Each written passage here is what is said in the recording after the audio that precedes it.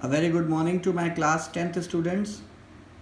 Today I am starting with a new chapter and this chapter is from the unit Geography and the name of the chapter is Agriculture.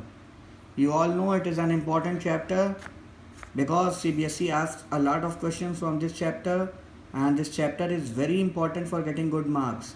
So I hope you will be reading this chapter along with my notes and trying to understand the notes in an easy way, and also you will be asking me questions wherever necessary. In a day or two, I will be giving you the notes of the previous chapter, that is political parties, and also I will be giving you a detailed notes of the economics part which I have completed. I hope you are reading all these things. So now moving to the chapter, let's find some important facts and figures. India is mainly an agricultural country. Why? The net sown area in India is about 51%. 51% means more than half of the land in India is agricultural land. 51% is net sown area. Net sown area वो area होता है जिसमें साल भर में एक बार खेती की जाती है, पूरे एरिया को जिसमें खेती की जाती है. सोन मतलब गोना, इसमें बोना जिसको कहते हैं. So that area is known as, जहाँ पे खेती की जाती है, that is net sown area. Net sown area means the area in the country where the agriculture is done.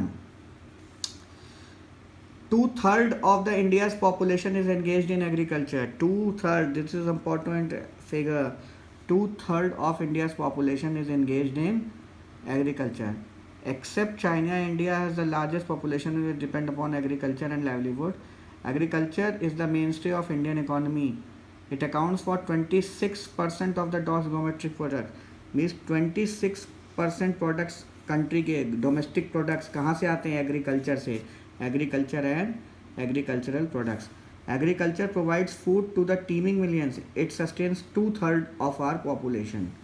2/3 of our population is dependent on agriculture. Okay, means food कहाँ मिलता है 2/3 population को? हमारे एग्रीकल्चर या agriculture से produce किए हुए products हैं. तो इसमें हमने फैक्ट्स एंड फिगर्स क्या डाले? 50%, 51% is the net sown area in India. 2/3 of the population in India is dependent on agriculture. Agriculture करती है, यानी खेती उनका काम है. 26% of the gross domestic products जो भारत में हैं, जो इंडिया में हैं, they are from the agriculture and it sustains 2/3 of our population. 2/3 population को खाना मिलता है एग्रीकल्चर से. It also provides raw material to agro-based industries. Agro-based what industries हैं? Seed plants, harvesting plants, cereals, food processing, refineries, ये सब हैं agro-based industries. And agriculture along with forest and fisheries form 45% of our national income. 45% of the national income, यानी 100 रुपये अगर देश की आमदनी है तो उसमें 45% एग्रीकल्चर से आता है, यानी 45 रुपये एग्रीकल्चर से आता है. That is why CBSE often asks a question, agriculture is the why agriculture is the mainstay of Indian economy.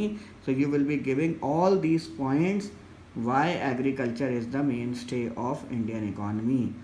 These things clearly prove that India is an agricultural country. India is an agricultural country because the net sown area in India is 51%. 2/3 of the India's population is engaged in agriculture.